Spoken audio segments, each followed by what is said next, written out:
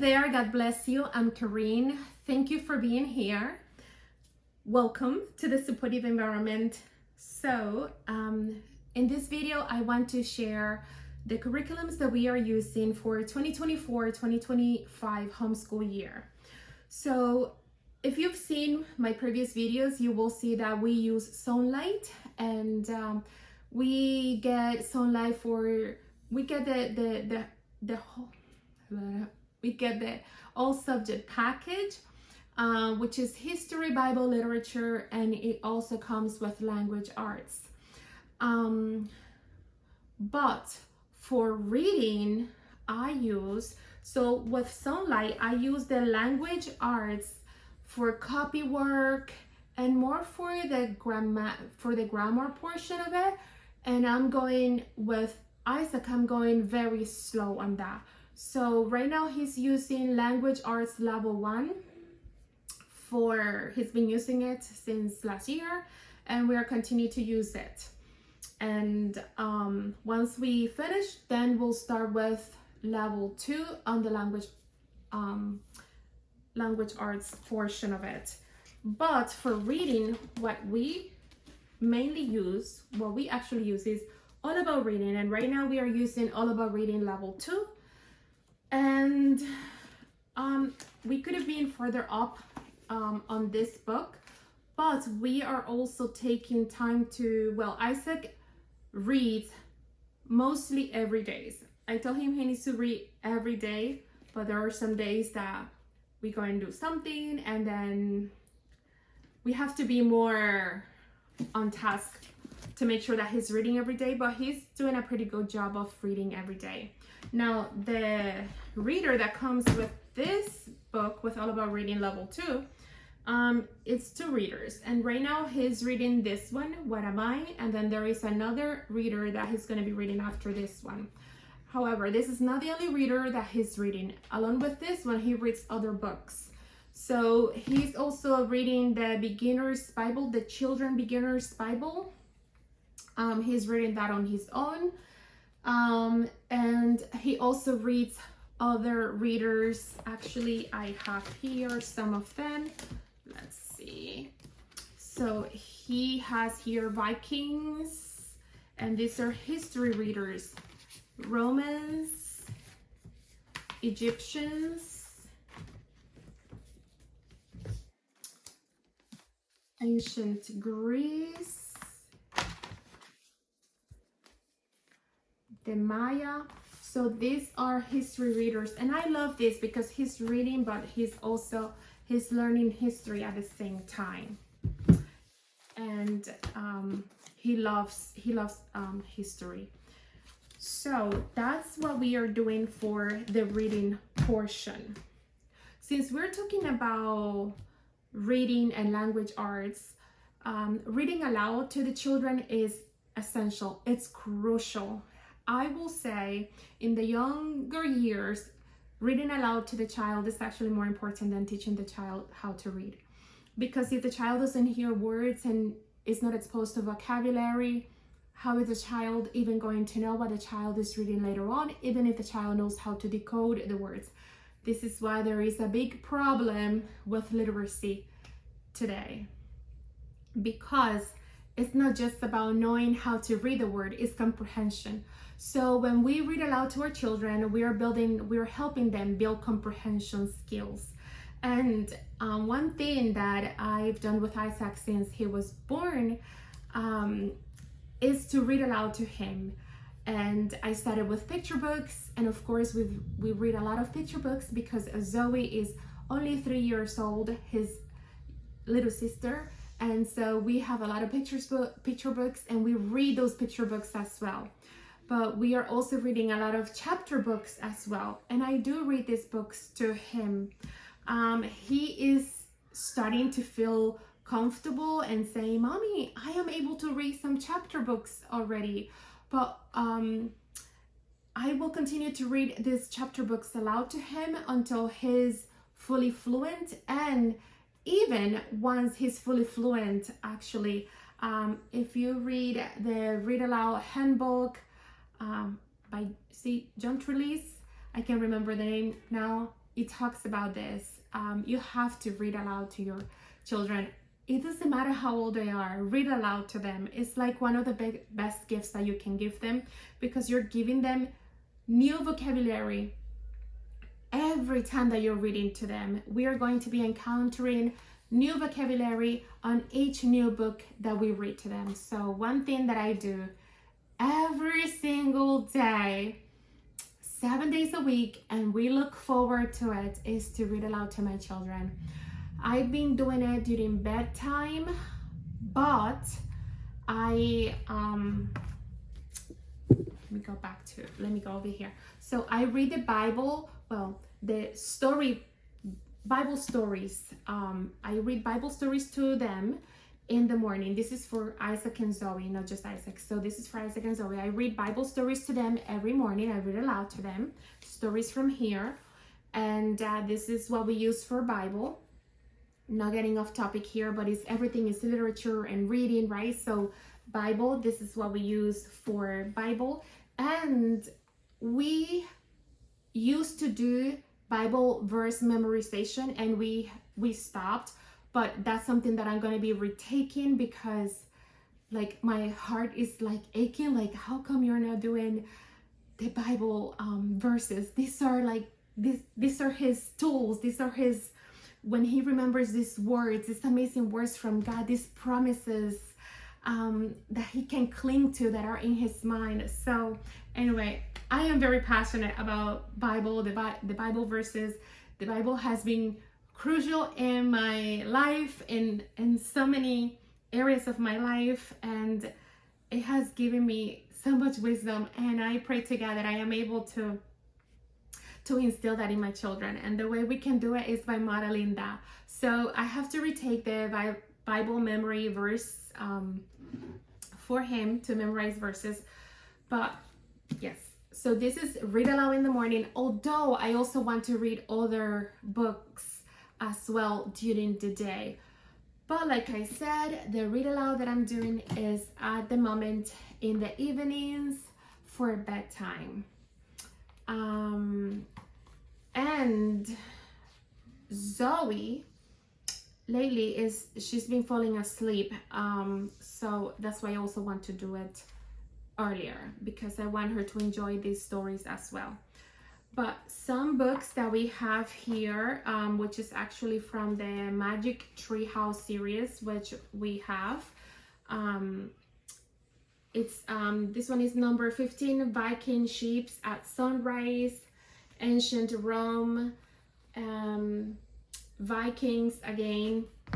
And so this is from the Magic Tree House, and this is literature, but this is also history, even though it's fiction, but it's history.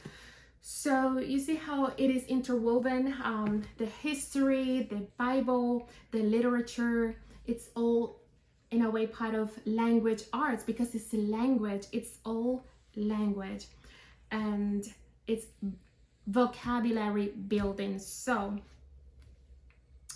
if we have a very busy day and I cannot do anything else, we will read aloud. I will read aloud to my kids. I also have it's called a Yoto player, and Isaac loves that Yoto player. We got it for him for his birthday last year. His grandmother got it for him, and this kid just loves it. And when I am too tired to read, which is very rare, because even if I'm tired, I read to them aloud because I enjoy it as well. But sometimes when I'm very, very, very tired and my eyes just close and I start slurring my words, he knows, like, Mom, like, you are tired, you're sleepy. And so he has the Yoto player, and he can insert one of the audiobooks cards in the Yoto player, and he listens to the stories as well. So we have a lot of books for read alouds from the Sunlight packages that we've gotten. as well as some additional books that we've been buying. We got the collection of the Magic Tree House, and we really like this series. So those are some of the resources that we are using for language arts.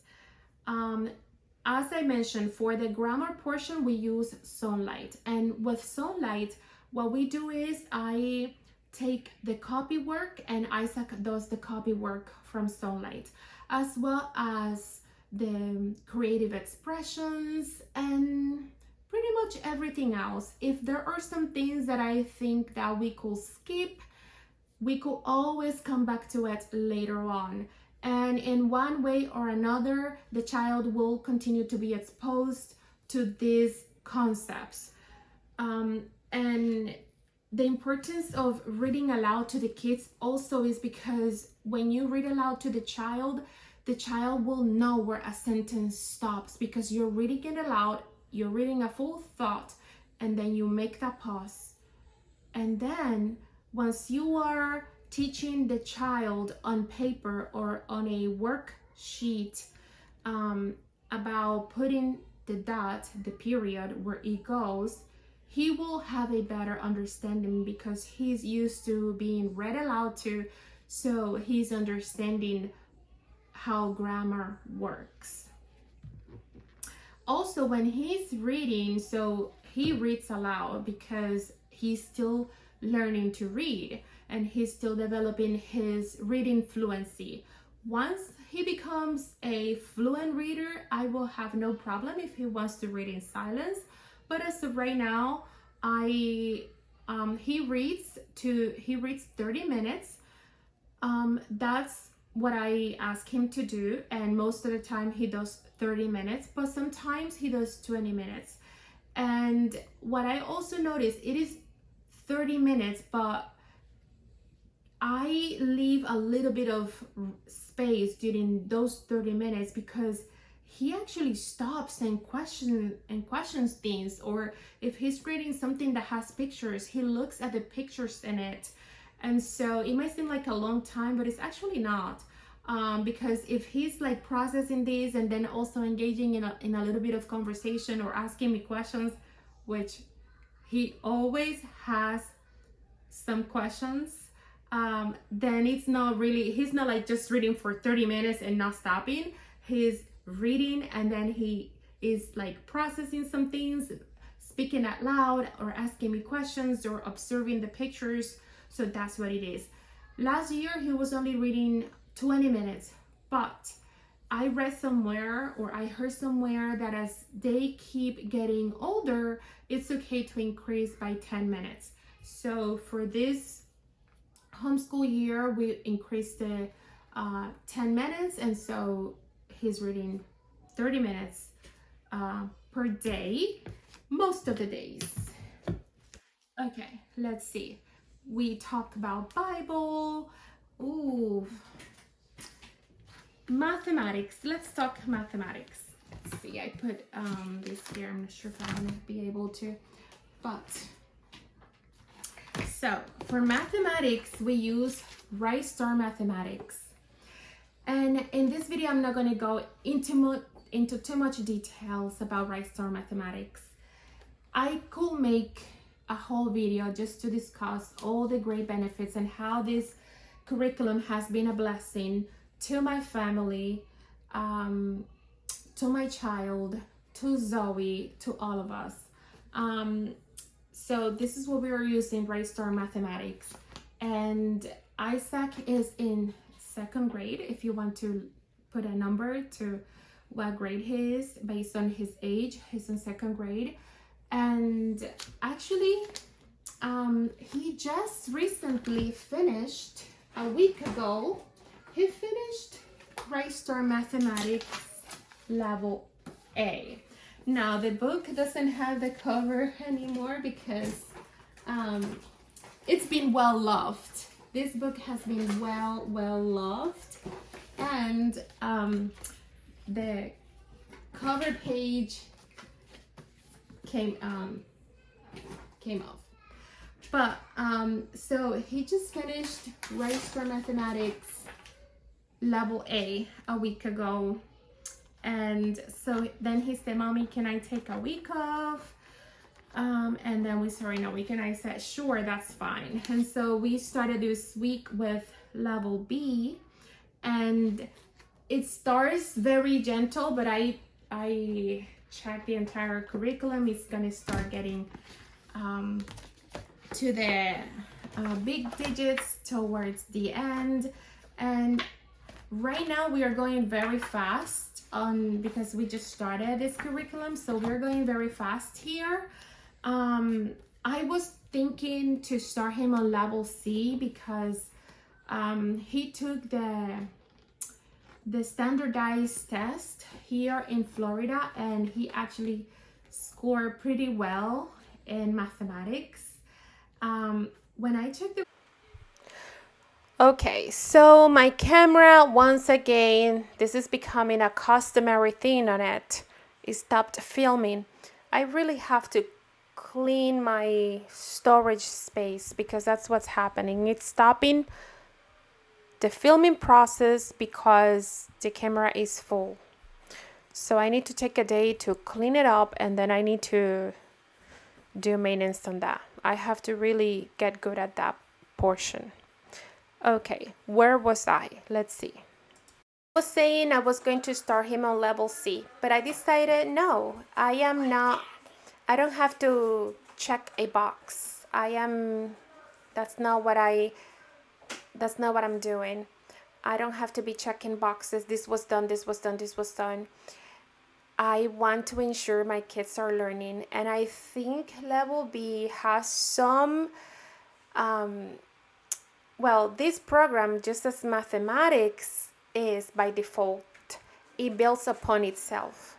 So we might just go faster on math, Ristar Mathematics level B, and then we get to C. But I'm not going to skip it. If, depending how I see the lessons, if I see that some lessons are becoming pretty similar, then we might skip some lessons. We might do that. But I'm not skipping the level. Does that make sense? We are doing level B, and then we're going to be moving to level C. But what I wanted to say also, which I said it while I thought that my camera was recording, is that so Isaac scored pretty well in the standardized test here in the state of Florida. And when I checked the report, it actually says that he's a second grade student, but he was still in first grade. So I don't know if that means that the standardized test that he was giving was for second grade.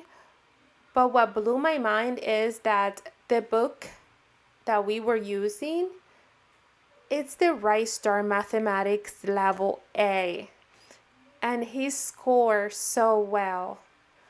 So it just confirms this program works. And like I said, it's not really about checking a number, but it just I feel confident in this program. My intuition tells me this is right.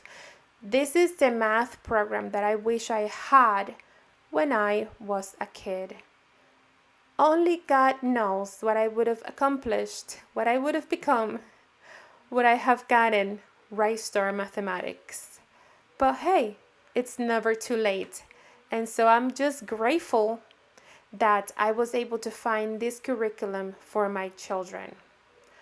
Ristar Mathematics. I am happy with this program.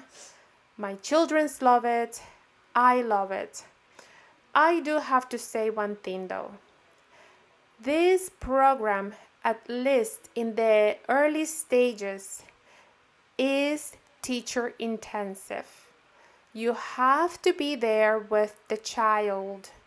It's explaining the concepts and doing the math games with the child Now, if the child has an older sibling who already knows how to play the games, that will be great. For example, once Zoe is ready to play the math games with Isaac, that's going to be great because that means Isaac will already know how to play the games and he will be able to explain the game to Zoe. I will not even have to play with her. I will do it in from time to time. I will be the one teaching her. But what I'm saying, when it comes to the games, they will be able to play with each other. That being said, for the younger kids, be prepared to spend the time to have that time for the child, because it is teacher intensive in the early years.